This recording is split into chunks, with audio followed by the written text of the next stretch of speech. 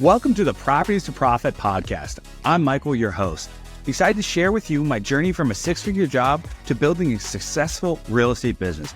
Each episode will explore various aspects of real estate investing, from wholesaling and flipping to managing rentals. I'll share the lessons and insights I've gained, aiming to help you avoid mistakes and achieve your financial goals.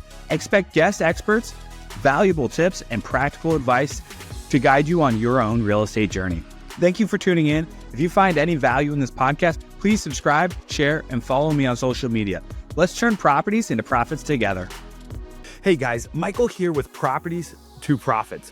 And on today's episode, I want to talk hiring.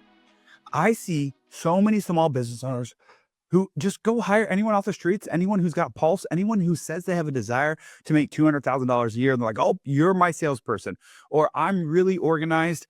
I'm your X, whatever the position you're looking to fill. Oh, I've been a property manager before, so I'm going to be a property manager, right? And this is all related to my real estate business. And truth be told, I've done it too.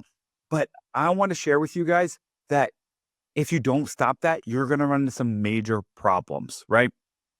I've cared and wanted employees to be more successful than what they've ever been, more than they ever do, and it's cost me hundreds of thousands of dollars.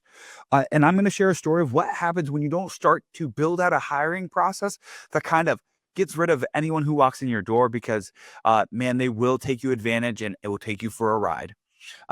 So I had an individual who reached out to me. He worked for one of the big wholesaling outfits, and I should have known. It was a red flag at that point. He's like, hey, really good guy. I think you make it. I don't know him that well. Ex-military. Guy came in, could talk really well. I was like, done deal. Let's do this. Start Monday. Started Monday.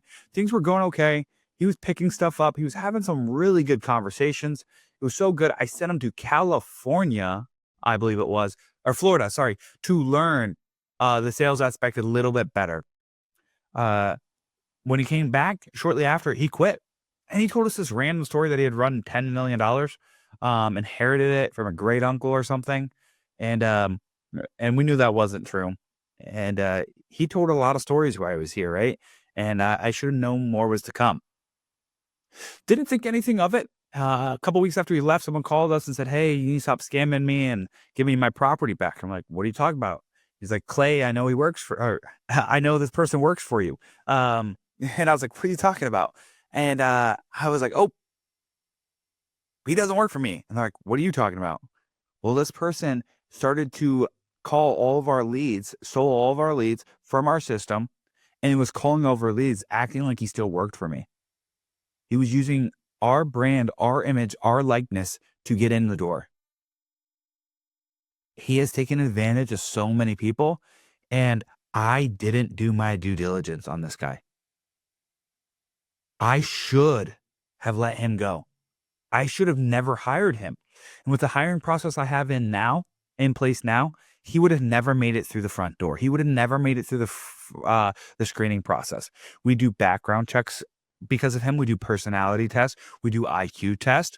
And we do role assessments, right? That we've paid a lot of money for these assessments now. And so I encourage you guys to do all this in hiring before a story like this happens. Because not only did he close about 15 of my leads for somewhere around $300,000 to $400,000, I would have got made more money off of them, because our company is a little bit more structured and has systems and processes to move these deals and buy these deals. But two, I've had to file a lawsuit against this individual, and that's costing $20,000, $30,000, $40,000. By the time it's said and done, it'll probably be well over $100,000. I've had the attorney general call me. We're able to prove it wasn't us, but does it make me feel any better that my sellers were taken advantage of?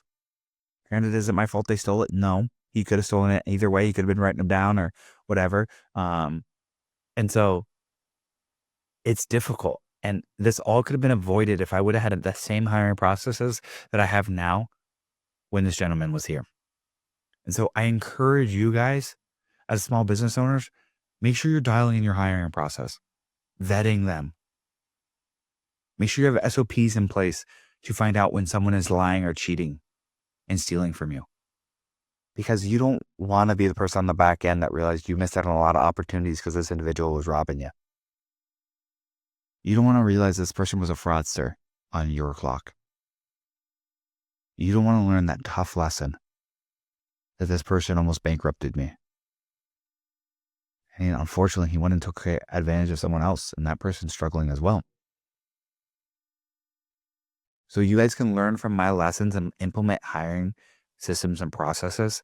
If you guys need to learn how to hire, shoot me a DM and I'll send you the steps we take when hiring people. And it doesn't just stop with hiring it. It goes with onboarding. And then after onboarding, it's weekly cadences for the next 8 to 12 weeks. And then after that, it's bi-weekly cadence. You never stop checking in with your employees, ever. I hope you guys learn from my failure of not having a good hiring process. Build out your own hiring process, set standards, use some kind of index to test your employees.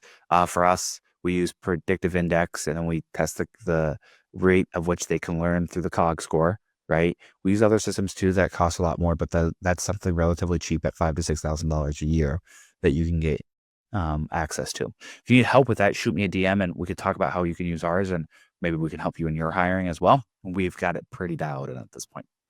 Hope you guys learn from my lessons. This is going to be a near 7-figure lesson here. And I don't want to see you guys go through that same thing. So take it from me. Learn to hire good quality people, because if you hire bad ones, they don't cost you what you pay them. They'll cost you 5, 6, 10. In this case, almost 100x more than what this guy's base pay was. And I'd hate to see that happen to you. Wish you guys luck and hope you dial in your hiring process before something like this happens to you. Thanks. Thank you for listening to the Properties for Profit podcast. I hope you found today's episode valuable. If you enjoy the show, please subscribe and share it with others who might benefit. Follow me on social media for more updates and tips. Until next time, keep turning properties into profits.